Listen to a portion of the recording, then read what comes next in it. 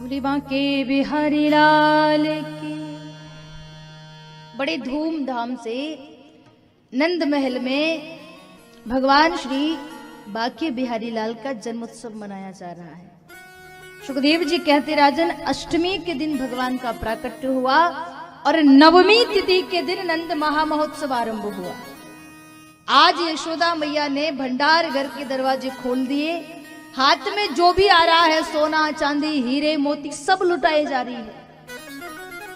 एक सखी जब इतनी सारी भीड़ नंद महल के द्वार पर देखी तो दौड़ करके नंद महल आई और यशोदा मैया को आकर बधाई देने लगी। मैया बधाई हो।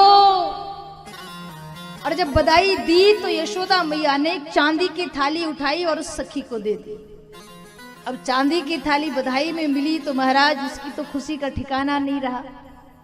उस थाली को सिर पर रख लिया और नाचते गाते जा रही है। क्या गा रही है? नंद घर आनंद भयो, नंद घर आनंद भयो। धीरे कहोगे तो स्टील की भी नहीं मिलेगी हो, थोड़ा जोर से। नंद घर आनंद भयो। गाते नाचते जा रही थी तो सामने एक सखी ने देखा ये इतनी खुश क्यों हो रही है। दौड़ करके अरे रुक रुक, कहां से आ रही है, बड़ी खुश लग रही है। तो दूसरी वाली कहे तो को पता है नंद महल ते आ रही हूं और खुशी का कारण है कि यशोदा मैया मोको बधाई में चांदी की थाली दी है।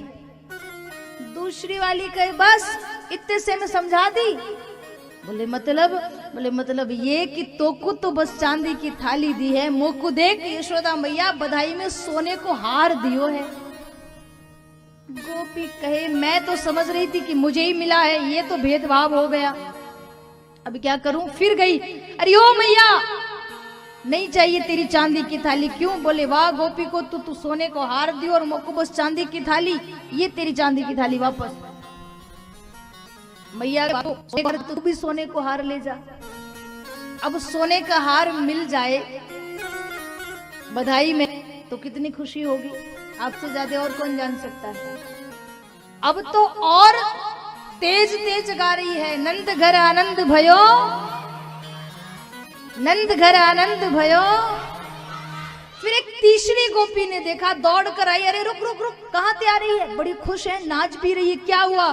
बोले आज मत बोल। क्यों? बोले यशोदा मैया मोको बधाई में इस सोने को हार दियो है। दूसरी कहे बस इतने से मैं समझा दी।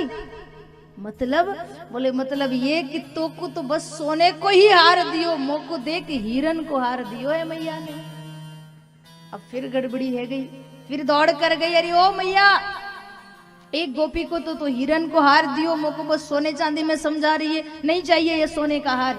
तो मैया ने अपने गले से नवलखा हार उतार करके उसके गले में डाल दिया। अब तो खुश, अब फिर नाचते गाते जा रही, नंद घर आनंद भयो, नंद घर आनंद भयो।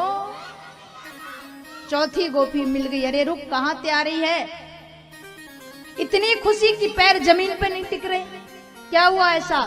बोले आज मैया यशोदा मुझको बधाई में ये नवलखा हार दिया है और तुझे पता है इसका एक एक हीरा बड़ा कीमती है। गोपी कहे बस इतने से मैं समझा दी। बोले मतलब ये कि मैया ये हार तो मुझको भी दे रही थी पर मैंने तो लेने से मना कर दिया। क्यों? बोले बावरी इस हार में जो हीरे लगे सबके सब नकली है। गोपी कहे जब यशोदा जी के हार में ही हीरे नकली हैं तो असली हीरा कहाँ है? बोले देखना चाहती है असली हीरा कहाँ है? तो बोले बता कहाँ है? बोले अगर असली हीरा चाहती है तो यशोदा जी के अंगने में जो पलना है और उस पलने में जो ललना है, दुनिया में उससे बड़ा हीरा और कोई नहीं।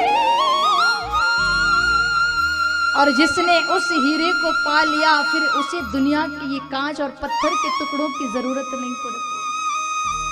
दौड़ कर गई मैया, ए ले तेरा नवलखा हार। मैया कहे अब क्या हुआ?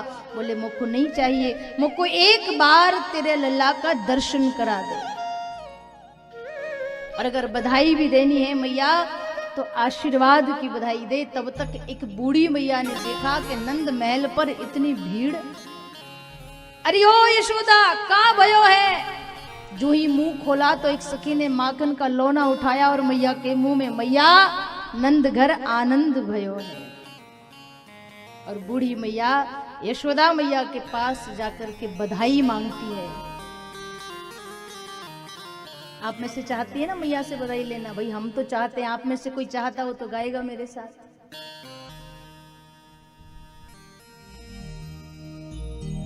बोली कृष्ण कन्हैया लाल की।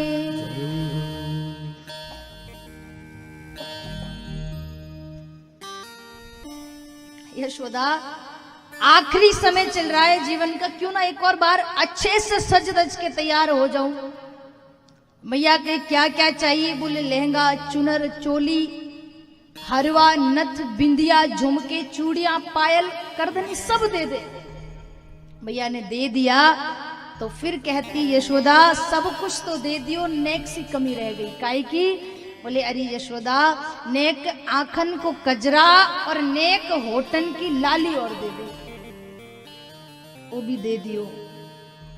पर मैया थोड़ी बूढ़ी है गई, आंखन ते थोड़ो कम दिखे। जब मैया काजल और लाली लगाने लगी तो थोड़ा सा उल्टा हो गया। क्या? बोले आंखन को कजरा तो लाली समझकर होठन में लगा लियो, और होठन की लाली कजरा समझकर आंखन में लगा लियो। अब कहे यशोदा, अब बता तुझ में और मुझ में कोई कसर है क्या? कोई कमी है क्या? एक जैसे कोई फर्क नहीं है। यशोदा मैया कहे, मैया बारी जाऊं बलिहारी जाऊं, तू तो मोते भी अच्छी लग रही है। खूब खूब बधाई ली जा रही है, बधाई दी जा रही है, गाई जा रही है, बजाई जा रही है। श्री सुखदेव जी महाराज कहते, राजन 4 दिन हो गए नंद उत्सव चलते चलते। अष्टमी के दिन भगवान का प्राकट्य हुआ और नवमी तिथि को जब नंद उत्सव आरंभ हुआ तो स्वर्ग से देवी देवता भी गोपियों का रूप धारण करके, ग्वालों का रूप धारण करके नंद महल आ गए। इसी भीड़ में महादेव जी भी आए। अब महादेव जी आए तो सही, पर भीड़ इतनी ज्यादा थी कि भगवान तक जा नहीं सके, वापस चले गए। बोले फुर्सत में आएंगे। और जब थोड़ी भीड़ कम हो गई, भगवान 4 दिन के हो गए,